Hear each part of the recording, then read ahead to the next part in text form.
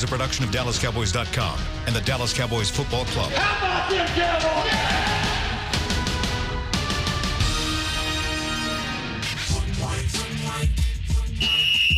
Let's go, baby! Are you ready for a break? Yes. Are you ready for a break? Absolutely. Ready for a break? Yeah, and so much for that. It's time for The Break on DallasCowboys.com. We were on a break! With Nick Eatman, David Hellman, Ambar Garcia, and Derek Eagleton. It is Friday, November 15th, 2019, season 15, episode number 83. Welcome to another edition of The Break. We are live from the SWBC Mortgage Studios at the Star, talking Cowboys football with you guys for about 30 minutes today. A little short show, but we're going to get a lot in today. We're going to talk about the Cowboys versus the Lions, get you guys ready for the game, tell you what's going to happen. Joined by Nick, Dave, Amber, as usual. Let's jump right in. Let's get caught up on these injuries.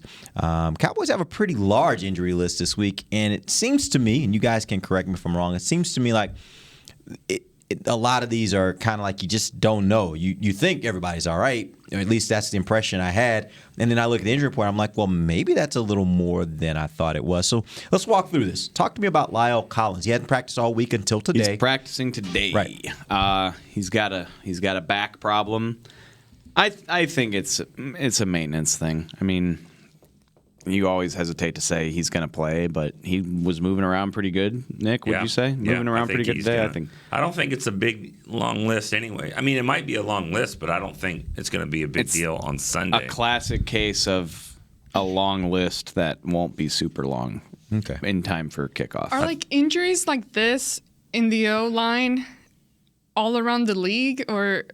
Like, I don't really keep up that much with other teams, so is this like a very common thing? It's like a very common thing for every player on every team in the NFL. Like, if your injury list is shorter than 5 people by November, then what's going on? I mean, it just that means you probably got a lot of them on IR. Yeah, they're not even on the active roster. You either got a lot of guys on IR or you're lying. I'm not trying to accuse people of anything, but it's just a violent game, and it kind of makes me laugh every week. Like, I put out the injury report every Wednesday, Thursday, Friday, and there's always somebody that's like, everybody's hurt. I'm like, is this your first week following the NFL? Like, this is what the injury report looks like in November. It is a war of attrition. Yeah. Like, whoever can survive. As far as offensive linemen and their backs and all that, is that just very common all around the league?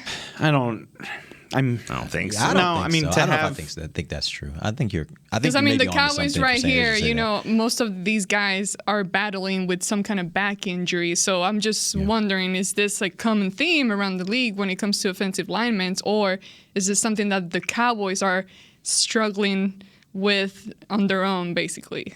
Yeah, the one thing I will say, it's hard. I think I agree. I don't know that this is something you see around the league, that all offensive linemen have back issues. But I do think it could be one of those situations where it's just like sometimes these random things happen. It's hard to assign, well, there's a reason why this is happening. It's just the randomness of where they are says that and it's really not all of a sudden. Like over the last couple of years, they've had these back injuries with their offensive linemen. I don't know that it's anything that you can point to say, well, this is why the Cowboys have back injuries or offensive linemen. It's just kind of there. It's just random. I remember when I first started covering the team, they couldn't go 2 weeks without a receiver hurting his hamstring. Yep. And we would get flooded with questions like, what aren't they doing? Why are their hamstrings falling apart? Like, they need to change the training staff. They need to do this. They need to do that. I just think, wide receivers run a lot, so you're going to probably hurt the muscles that are involved in you running. Linemen leverage their entire bodies into holding defenders back. They use your back to do that. I think it's just a byproduct of playing a very physical game. It's unfortunate, though. It is weird. I agree with you that it is weird to see, I think, 4 of the 5 starting linemen dealing with back injuries at the same time. Does that also maybe speak to the age of this line? Again, they're not old, but they're not young either. These aren't guys that just got into the league. Yeah. They've asked a lot of this line that, they lean on them physically. No pun intended. They do. Right. and that's what this is supposed to be. So, yeah, I don't think it's common that you have this many injuries, but it's kind of to be expected. But, again, a lot of it comes down to what teams want to do with the injury report. Do you want to put everything on there, Are you trying to make sure you don't get in trouble with the league? Are you trying to show something out there that maybe there's more of a problem? I mean, people have different, definitions of what injured is. You hurt or you injured? Yeah. And I think there's different definitions of that. Some teams probably wouldn't put 14 guys on there, whereas some teams said, I'm going to put everybody on there. So I think it's better to err on the side of caution so that, the Lions are probably wishing they put Stafford on the injury report a week earlier with the league sniffing around to make sure that they're doing everything the right way. Right. Yep. All right. Talk to me about some of these other guys. Obviously, we know Connor Williams won't play this week. But let's talk about guys like Amari Cooper, Cam Fleming, who's missed a couple games, C.J. Goodwin, Jeff Heath, DeMarcus Lawrence, Zach Martin, Antoine Woods. They were all limited yesterday. Talk to me about any of those guys that you think have injuries that could concern you going into the game on Sunday. The name that jumps out to me is Heath, probably. He hasn't been doing a lot. He was out there today, but wasn't participating a ton. And he's got a list of stuff. I mean, it's like both knees, his neck's been bothering him. Garrett said that after the game last week. Yeah. Two shoulder and two knee injuries. Shoulder, you're right. Shoulder, two shoulder, neck. 2 knee injuries. Head, shoulders, knees, and toes. Everything. So I wonder if Heath can get himself ready. Who else did you say? Fleming. I mean, Cam came back on Wednesday. I think he'll be good to go. It is interesting. While Lyle was out, they were working Brandon Knight at right tackle and not Fleming. I think maybe that just speaks to how good of a job they think Brandon Knight's been doing. Yeah. What about C.J. Goodwin? He came back yesterday. I don't get the read that there's something seriously wrong there. He's a significant special teams player. Absolutely. Yeah, and speaking of that, I mean, I think losing Jeff Heath would be big on special teams. Right. He's the personal protector on the punt team. You can expect some all-out rushes if he's not out there. I think Pollard does some of that and some other guys that'll fill in there, but that's something that teams look at. And if he's not there, and he's one of the better special teams player they've had, so it's not just, Darian Thompson can play safety. He can, but I don't know if they have a good backup for what he does on special teams. All right, so talk to me about the inactives for this week. The way I'm looking at this thing, you already know that Connor's out, and then you're looking at the guys that have traditionally been out. You got guys like Adam Redmond, Joe Jackson, Tristan Hill, Luke Gifford, Devin Smith, Cedric Wilson. My assumption is Brandon Knight, with the injuries that they have at tackle, may not be a guy you put on that list, but let's talk about it. Him or Fleming, right? Yeah. Well, so that's my question. Like, did you say Redmond? I did say Redmond. Okay. Yes, I did say Redmond. That is 7. Although, do you want to? I mean, you still have Joe Looney. You can still sit Redmond if you want to. Yeah, I would think so. I thought Redmond, that's one I'm not really worried about. I'm more concerned about maybe having Brandon Knight, even if I have Lyle Collins active and Fleming active, just because Lyle's been dealing with something all week. I wouldn't take a chance with that. You got to 7 without needing to, so I don't think it's so. The 2 receivers, Cedric and Devin, Tristan Hill, Joe Jackson, Luke Gifford, Adam Redmond, and Connor Williams. Yeah. Boom. And that keeps Donovan Wilson active, right? Right. Boom shakalaka. That's good. That was easy. All right, we're going to take our first break. When we come back, I want to get some questions from you guys. Give us a call, 888-855-2297, anything you want to talk about. Again, it is 888-855-2297. We'll be right back. This is DallasCowboys.com radio. I'm Jay Novacek, former tight end for the Dallas Cowboys. Back in the day, I was the guy who always got the tough yards, and that's why I run with John Deere today. In fact, I have a John Deere 3025E tractor that can handle any yard work I need to do, even the tough yards way out back. So if you have 1 acre or 1,000, John Deere has the equipment that's just right for you. Visit a John Deere dealer today and run with us. We are the official tractor provider of your Dallas Cowboys. Whether you're into being a part of this or more into something like this, SeatGeek has the tickets to the events you love. It's the easiest way to find, buy, and sell tickets. Plus, with their Deal Score technology, they'll recommend the best seats in the house at the best value. So the next time you're craving this, Ready? Blue 20! download the SeatGeek app and let's go. SeatGeek. Want to use what the pros use? How about the official men's skincare brand of the Dallas Cowboys? Jack Black. Right now you can get the Jack Black Starter, a curated collection of Cowboys locker room favorites for just $10 with free shipping. The starter includes 4 Jack Black skincare favorites plus a full-sized intense therapy lip balm. Go to getjackblack.com/Cowboys and use the code word TEAMJB. That's getjackblack.com/Cowboys. The Jack Black Starter, $10, free shipping. Ready? Okay. Give me an S. S. Give me an O. O. Give me an S. S. Give me an O. O. What's that spell? So. Are we gonna win? Not if we play like we cheer. Just okay is not okay. Whether it's cheerleaders or your wireless network, AT&T is America's best wireless network. Best network based on GWS One score, September 2019. Back to the break. Welcome back. It is the second segment of the break, live from the SWBC Mortgage Studios at the Star. We're talking Cowboys versus Lions. We're going to take some phone calls. You guys call us 888-855-2297. Before we do that, though, I want to give you guys an opportunity to answer a couple questions I have for you that are big picture questions about this game.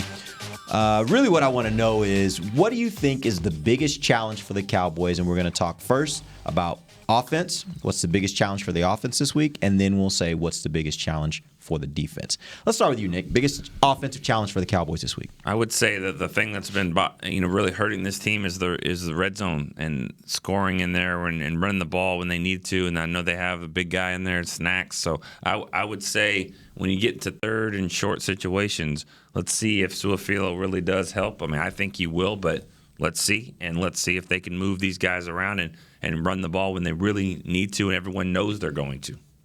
Yeah, the combination of, I guess, the best Lions talent on defense is up front between Snacks and Trey Flowers, and then the line is banged up. You got 18 back injuries, and Connor Williams isn't out there.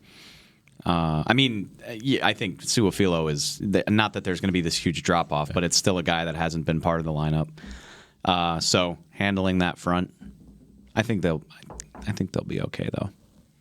I guess finding that balance between the passing game and the running game, obviously, when they do, they have been successful at it. And I would say starting out fast, but clearly that, they got to figure that out, but we don't necessarily have an answer for it. So we'll see what they do. How do you think you do that? Like, I've always thought about, like, you obviously go into a game saying, okay, guys, we want to score every time we get the ball.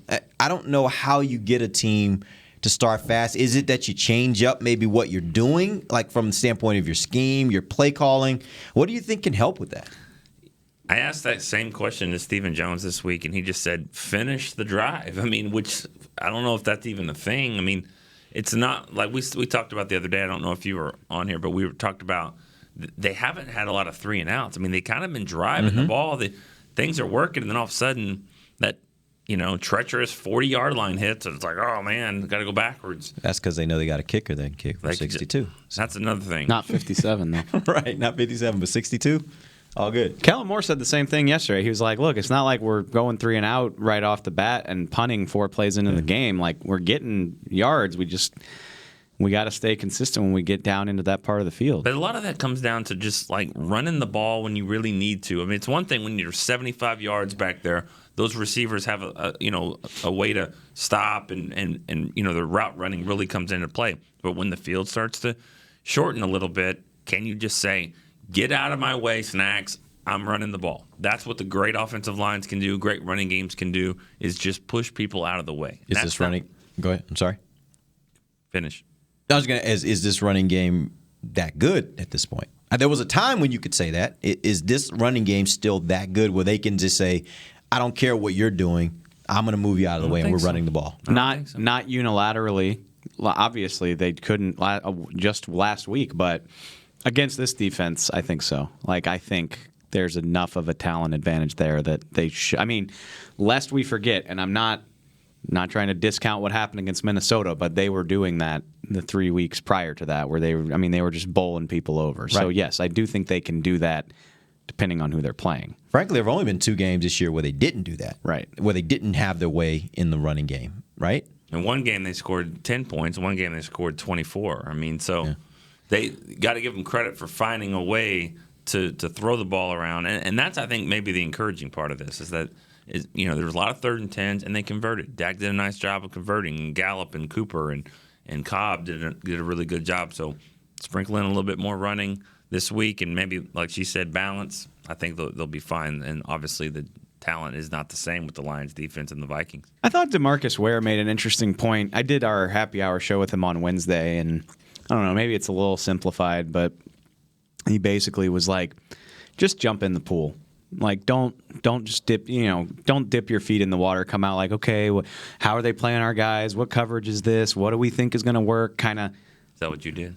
What?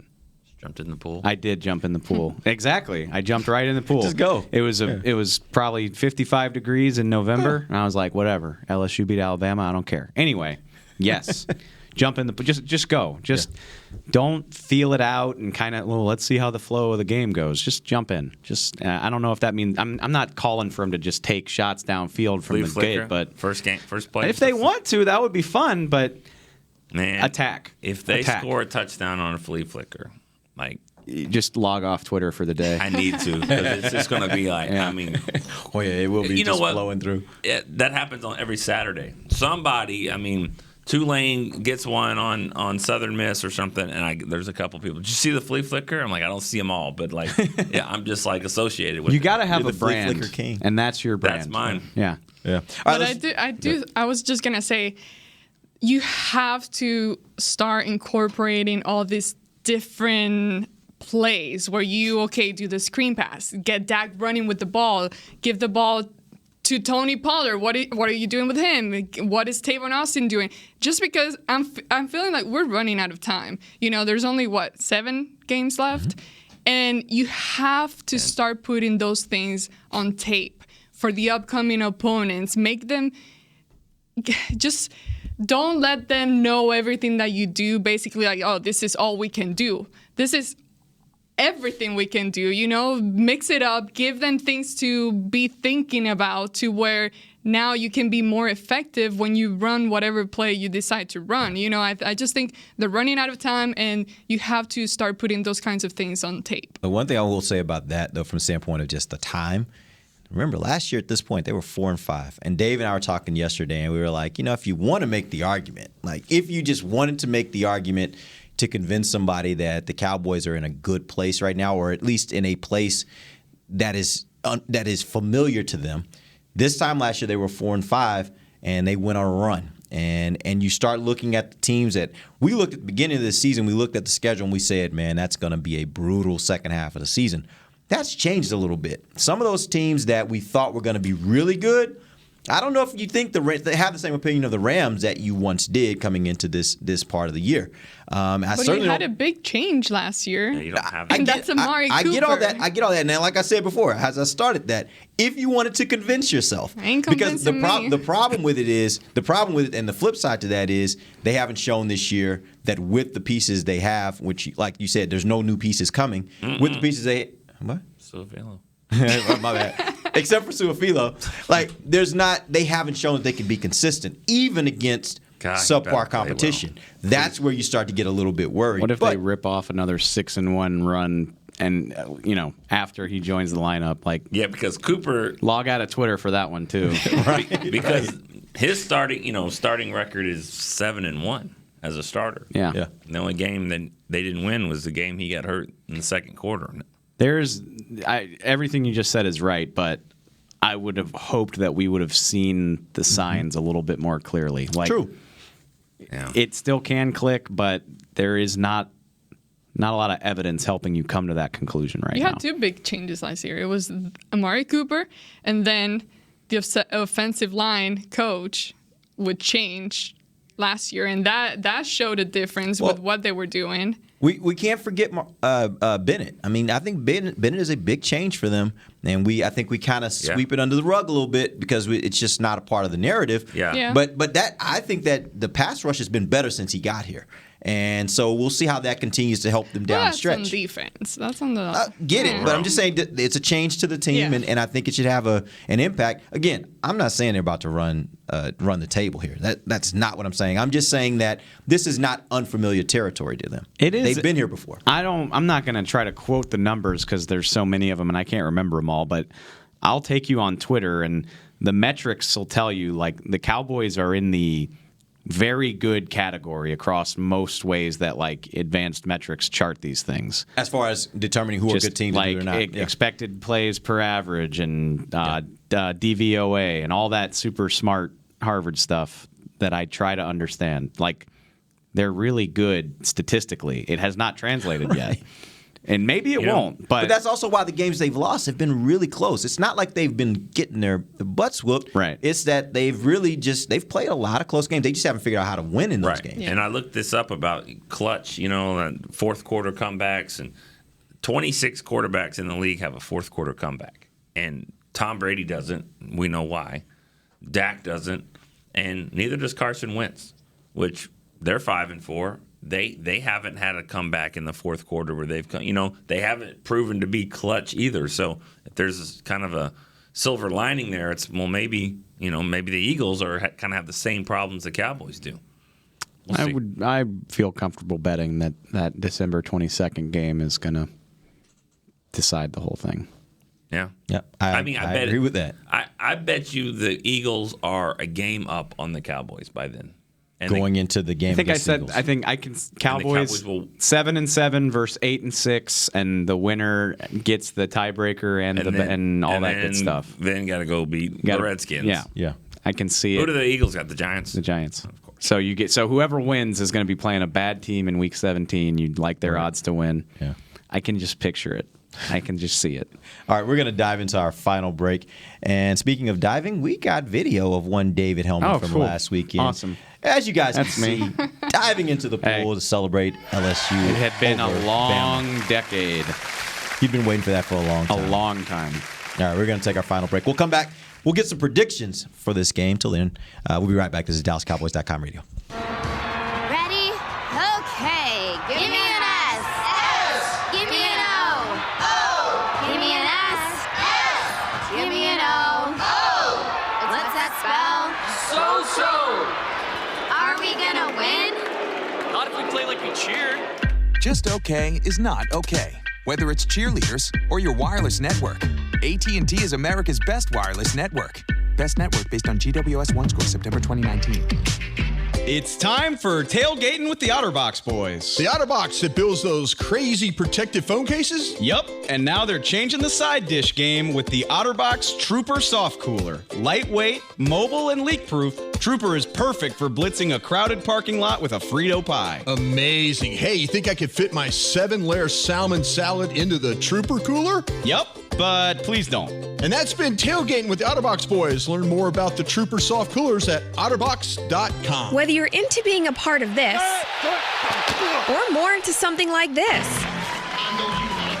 SeatGeek has the tickets to the events you love. It's the easiest way to find, buy, and sell tickets. Plus, with their deal score technology, they'll recommend the best seats in the house at the best value. So the next time you're craving this, Ready? Blue 20. download the SeatGeek app and let's go.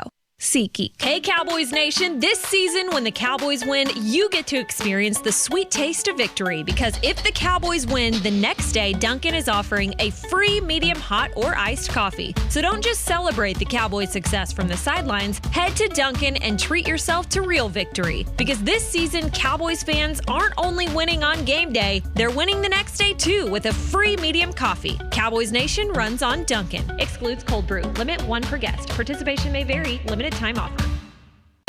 Back to the break. You know what? The Patriots are coming after this. The Lions game, we don't want to look ahead unless you do want to go to the watch party. Cowboys have another official watch party November 24th. It'll be a festive game day atmosphere on the Tostitos Championship Plaza at the Star in Frisco. Watch the Cowboys take on the Patriots. Admission and parking are free. Visit thestarinfrisco.com. Cowboys are going to win the game. All right, we doing predictions. So we don't need to do a prediction for Nick next week. Next week we will not do predictions. I put for it Nick. out there. Nick did that a couple weeks ago. I'm not going to feel good about it if the Cowboys do what I predict right now, but I'm still going with it. All right, before we get to our predictions for this game, we're going to take one phone call. We got Ray from Maryland. Ray, what up? Hello, fellas and ladies. Hi. 2 questions for you. Number one, is Zeke slowed down in y'all's opinion? I remember him playing when we played the Bengals in his rookie year. He split the safeties and took it to the house, and no one touched him. Not seeing that now, and I'm not sure if I'm seeing the right thing or if y'all are seeing the same. Number 2, where is our dear friend Brian Broadus? I'll hang up and listen. All right, thanks for the call.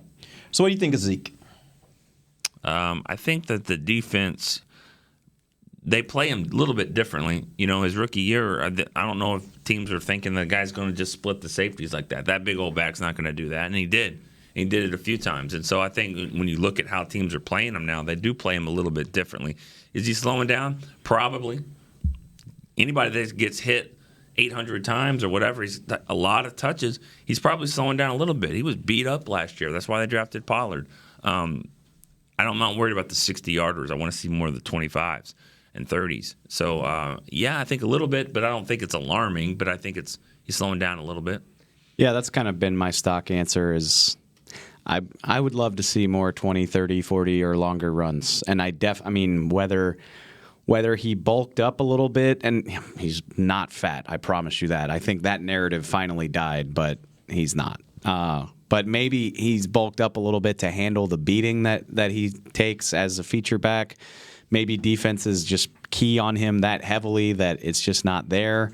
Or maybe he's just lost a step to a step and a half from taking, 700 carries to this point in his career. I don't know, but he doesn't look explosive. Like, you don't hold your breath when he's carrying the rock the way that I was doing for Dalvin Cook the other night. But I still don't find it alarming because of everything that he does. And again, he's got plenty of 12, 15, and 16-yard carries, and that does plenty. I mean, if he's rushing for 100 or more yards per week, then that's fine with me. But I do miss that element of explosiveness that we haven't seen in a while. Yep, and I don't know that that's a bad thing. I mean, you would love to have that, but like you said, if he's putting up the numbers he's putting up and they're able to run the ball effectively in most games, I think he's doing what you really pay him to do. Yeah. With regard to Brian, I will just go ahead. I'm sorry. I was just gonna say this might be a dumb observation. I don't know because I haven't followed the NFL long enough to really know. But is it me or does it happen when these players get these contracts and then they come back and it's like they're not necessarily playing at the level they should be playing? They're not playing any differently. Just the expectations go up. It changes the expectations. Because, for example, I remember, which is when I got here, was like when the Dez contract happened and then he came back and then I forgot what happened, but he wasn't playing. He just wasn't playing how Romo you got expected. Hurt. That's one of the things. Yeah. One of the things that happened. So little things like that. I don't know. I don't really know, but I'm just wondering. Zeke wasn't really doing that before he got paid, though. Like I would guess, and again, this is a guess, but I would guess that like 4 of the 6 of his longest runs of his career happened when he was a rookie. I would get. I mean, he had a 60-yarder, he had a 40-something yarder against Detroit that year. He's had a few screen passes that he took a long way, but that's more about patience than outright speed. I struggle to think of a run he's had that went longer than maybe 28, 30. But I will say this: if he can make those long runs on screens, I think it does have something to do with speed because guys aren't catching him. It's not like a situation where he's getting run down. We've seen backs that get run down. He's not getting run down. I think that it may just be more of a situation where maybe he's not able to squeak past that secondary guy, whereas maybe before he was. Or just that defense is so much like we're not letting him get beyond us. We'll give up that 10 to 15 to 20, 12-yard, but we know we can't let him get behind us because we can't catch him. I think that's definitely part of it. All right. With regards to Brian, I was just going to say he is handling a private matter, and we're going to leave it private because it is a private matter for him. He is fine, but he has a private matter he's handling, and that'll be. He's not sick. And for anybody that's worried about his health, he's fine in that He's regard. handling a private matter, and he has a right to have his own privacy. So we're not gonna talk much more about that. All right, so let's get to some predictions here really quick. Yeah. We got to go around the table. Let's start. Let's start with Dave. What is somebody? No, I'm just not making eye contact. Let's start with Amber. Oh, okay. Let's start with Dave and get your prediction, Dave. Man, famous last words, because I said this about the Jets and it bit me, but I don't know. Stafford's not playing, by the way. Right, he's not playing. He's out. Patricia ruled him out, so it's going to be Jeff Driscoll. They're just, I'll double down on it. Like, even Sam Darnold was a top 5 pick. Like, this is a journeyman quarterback. Right.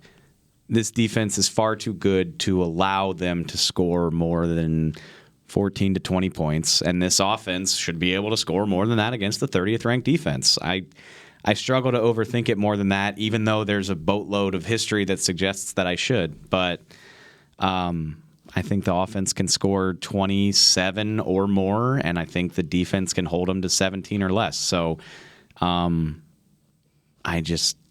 it would be so bad if this was a dramatic game, because it shouldn't be. Yeah. It should. They don't have a running back. I mean, Galladay and Jones are great, but I don't think Driscoll can get it to him consistently enough to win this game.